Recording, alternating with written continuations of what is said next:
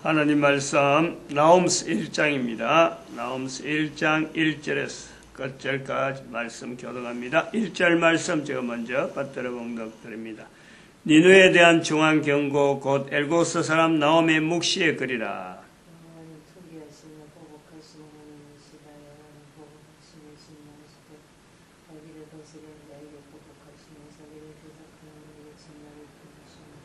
여호와 노하기를 더디하시며 권능이 크시며 죄인을 결코 사하지 아니하시느니라. 여호와의 길은 해리 바람과 강풍에 있고 구름은 그 발에 티끌이로다. 같이 읽습니다. 볼지어다 아름다운 소식을 보고 화평을 전하는 자의 발이 산 위에 있도다. 유다야 내 절기를 지키고 내 서원을 갚을지어다. 악인이 진멸되었으니 그가 다시는 내 가운데로 통행하지 아니하려다. 아멘. 악인이 진멸되었다.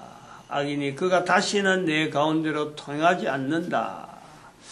여러 가지 그 현상들을 우리가 한번 보는데, 여기 지금 이스라엘에서는 일종의 우상 숭배라고 하는 출애굽을 한 이스라엘 백성들, 가나안 땅에 머물게 된 이스라엘 백성들의 어떤 수건이에요, 수건.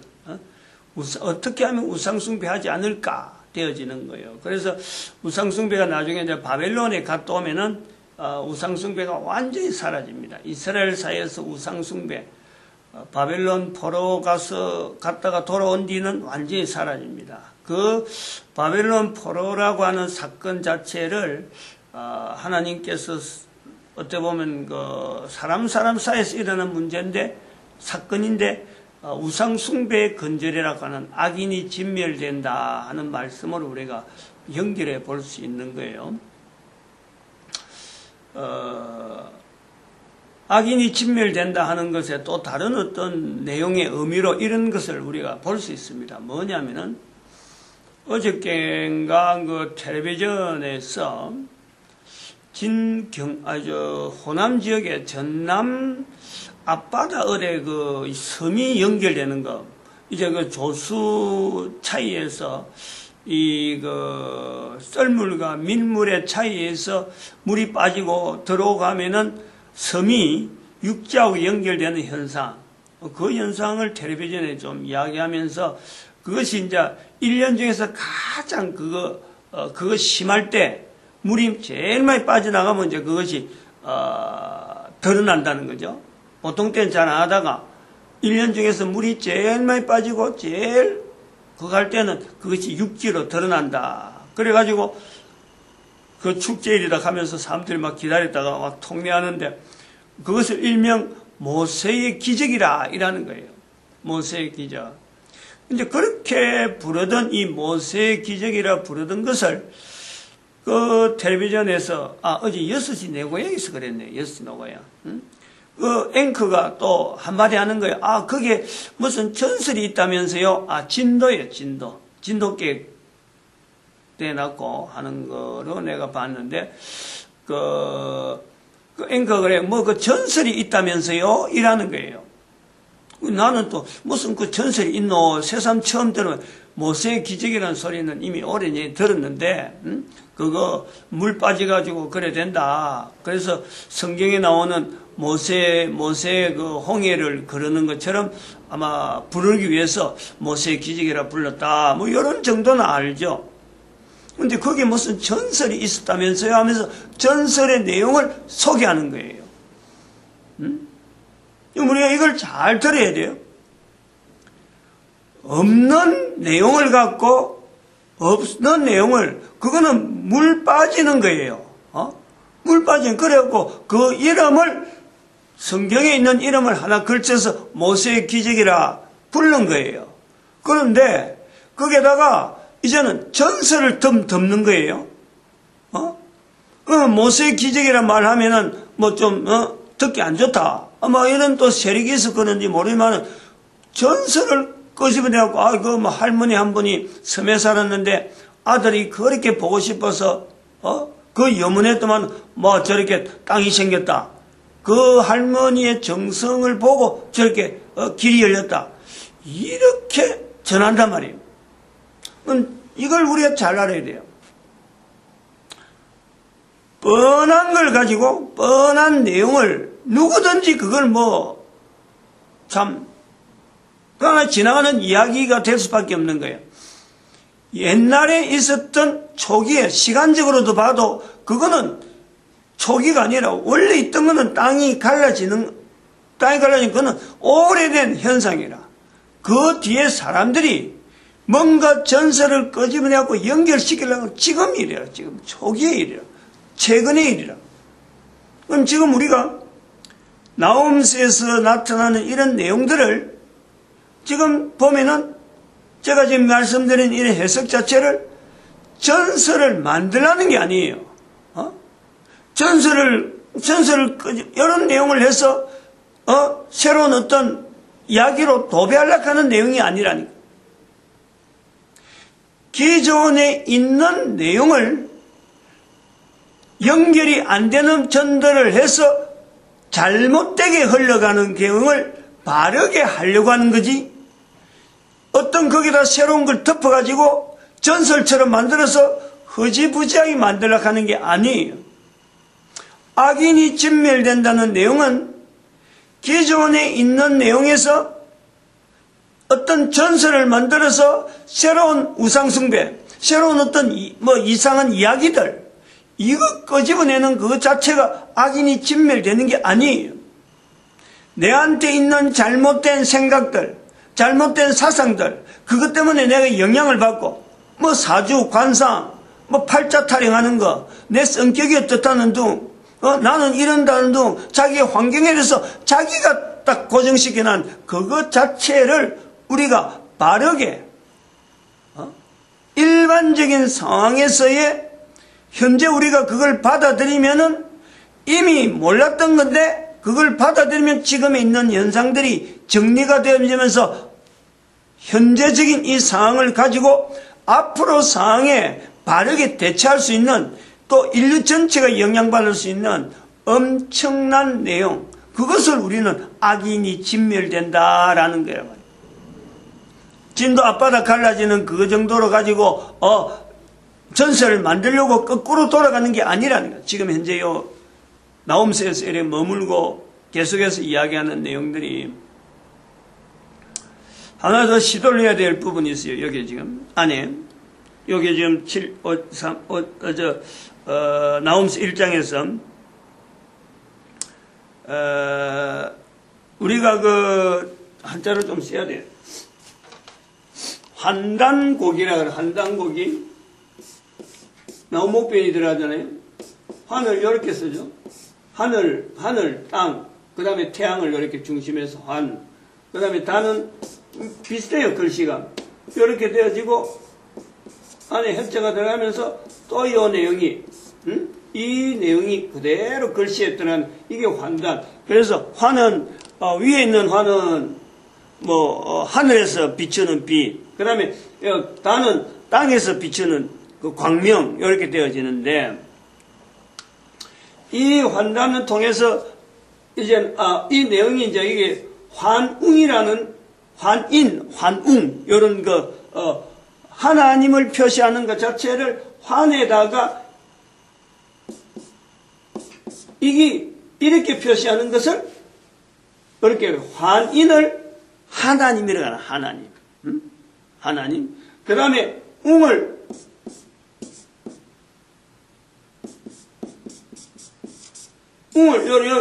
해갖고 우리가 보는 이제 그 일종의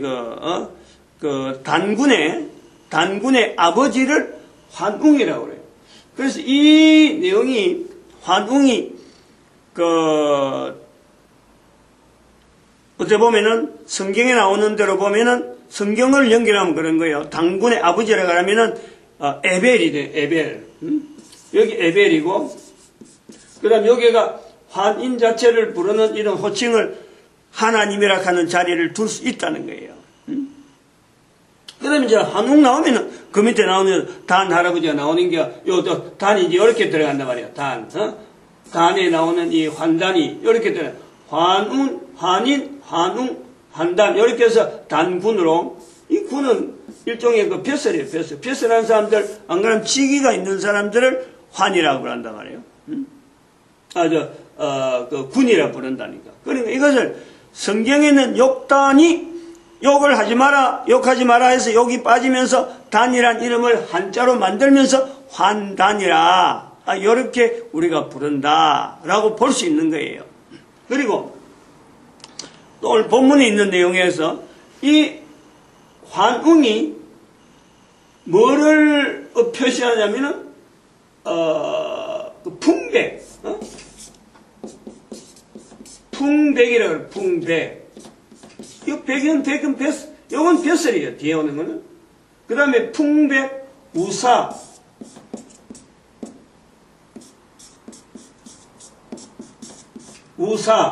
그 다음에 운사,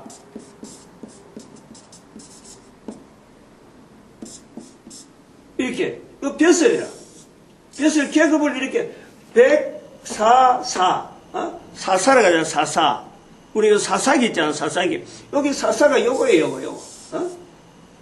성경에 나오는 사사기. 그 자체가 이 사라니까, 이 사. 그러면 백은 벼슬이 좀 높고, 그 밑에 사는 서승사자인데, 이건 조금 벼슬이 낮든지, 안 그러면 어떤 기능이 다른 거예요, 기능이. 그럼 요게 사는 또 다른 어떤 뭐 기술자, 이러할 때에 좀 더 구체적인 어떤 기능을 가진 어떤 요를 보면은, 풍이면, 우면은 풍, 우, 운, 이래 되는 거예요. 여기 앞에가. 그럼 여기 나오는 본문이 3절에 봐봐요. 3절에 여호와의 길은 해리 바람과 강풍이 있고, 여호와의 길은, 여기 풍이에요, 풍. 그래서 이 풍 때문에 비가 오는 거예요. 풍 때문에. 그 다음에 구름은 거발의 티끌이다. 풍 때문에 비가 오는데 구름이 나오는 거예요, 여기에. 응? 여기에 풍백, 우사, 운사가 성경에 있는 이런 표현이 있다는 거예요. 그러면 이건 뭐냐면, 환웅이, 우리나라 삼국유사에 이렇게 돼 있다는 거예요. 환웅이 올 때, 풍백을 데리고 왔다, 풍백, 우사, 운사를 데리고 왔다라는 것은 하나님에 대한 표현을 할 때, 이러한 본문에 있는 것처럼 하나님에 대해서 하나님의 길은, 여호와의 길은 뭐 해리 바람과 강풍이 있고 하는 이런 것처럼 의뢰에 따라오는 것이 이 우주 만물을 다스리는 하나의 표현으로서 언제든지 따라온다. 그러한 표현이 우리 민족 가운데 있으면서 그것이 삼국유사의 일종의 돌아다니는 전설처럼 되어 있는 글을 삼국유사의 일현 성인, 스님이 학문이 있으니까 이대로 놔두가지고는 그냥 돌아다니는 계속 전설이 되겠다. 그러니까 이것을 글로서 일종의 모아서 글로서 남긴 것이 삼국유사라는 거예요. 그 삼국유사가 있기 때문에 전설로 수없이 흩어지는 어떤 내용들을 일정하게 하나의 형태로 남아서 우리에게 전달되어 간다. 그것이 힘을 얻어서 환단고기도 그보다 중국에 있는 자료를 가지고 더 찾아갈 수 있는 하나의 자료로 해서 예를 쓴 거예요.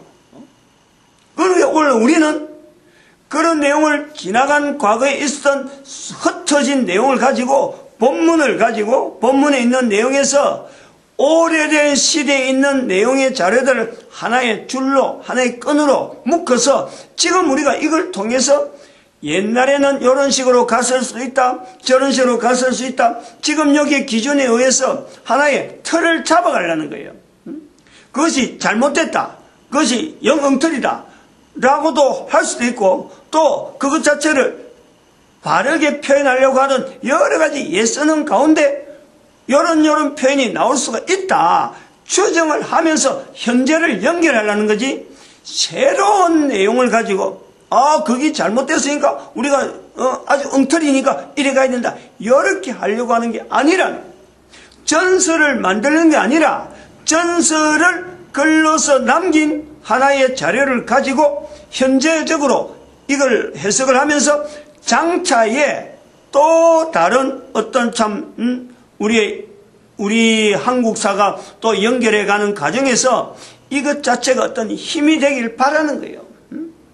여기서 근거를 넣어서 다음에라도 더 발전되면서 우리 민족의 그런 걸음 자체를 족적을 딱 추적을 해보면서 이렇게 가면 우리는 앞으로 장래에 분명히 이 길로 갈 것이다 하는 후손들에게 분명한 길을 제시하려고 지금 일하는 게란 말이에요.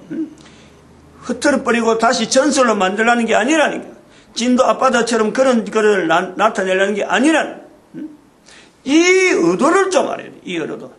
그러면은 이 내용은 뭐냐니까 세계 각곳에 흩어져 있는 수많은 흔적들이나 자료들이 어차피 지금은 다 흩어져 있지만은 결국에는 모아질 때가 온다. 그 모아질 때가 올 적에는 온 인류에 가는 방향 자체가 딱 정확하게 눈으로 드러난다. 그러한 것을 우리는 빨리 땡기는 거예요. 언제 그런 세월이 있을 거냐 하고 막연하게 볼 것이 아니라 지금 현재 방향이 전 인류의 자체 방향이 보이는데 이 보이는 방향을 우리는 보다 더 빨리 땡기는, 그래서 우리가 어디에 서느냐, 열방에 선지하는 자리를 우리 민족이 분명한 이거는 우리의 자리다. 민족 전체가 국민들 개개인이 뱃속에 있는 아이부터 이거는 우리 민족이 걸어가야 될 자리다 하고서 이것을 막 뼈저리게 받아들이면서 인류 전체를 바르게 이끌어가는데 우리의 사명이 있다는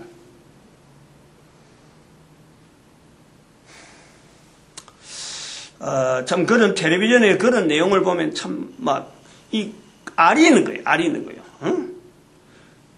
텔레비전에 나오는 역사 드라마라든지 그다음에 이런 거 참 말 한마디라도 전설로 막 만들어버리는 지금 현재 완전 이거는 텔레비전 가지고 운영하는 사람들의 장사적인 그런 어떤 방향이지, 그게 어떻게 현재적으로 우리가 민족에 대한 어떤 고민을 하고 앞으로 장래에 우리 민족이 어떻게 할 것인가 이런 고민하면서 그런 말 던질 수는 없는 게 참 아래요.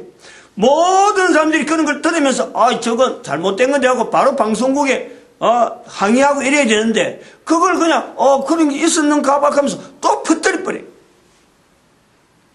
악인이 진멸되는 게 아니라 더욱더 많은 우상들, 더욱더 많은 전설들이 난무하면서 혼미하게 만든단 말이에요. 이러한 것을 자세를 단단히 가지고 1950년대 같으면 지금 제가 1952년생이니까 대한민국에 일어났던 한국전쟁이라고 하는 이 사건 자체에 대해서 인류사에 하나님께서 지금 비추고자 하는 열방의 선지자로서 비추려고 하는 그 빛에 되어지는 빛으로서 나타나는 우리의 모습들을 현재적으로 보는 거예요. 현재적으로. 그래서 지금 현재 우리나라가 왜 이 50년대 한국 전쟁이 있었는데 지금 2060년 정도 지난 지금에 현재 전 세계에서 OECD 20개국 안에 들어갈 정도로 어떤 세계의 경제를 이야기할 때 대한민국이 반드시 들어가는 이런 지금 위치에 있는, 이거 불과 한 반세기밖에 안 되는데 어떻게 이래 되었을까?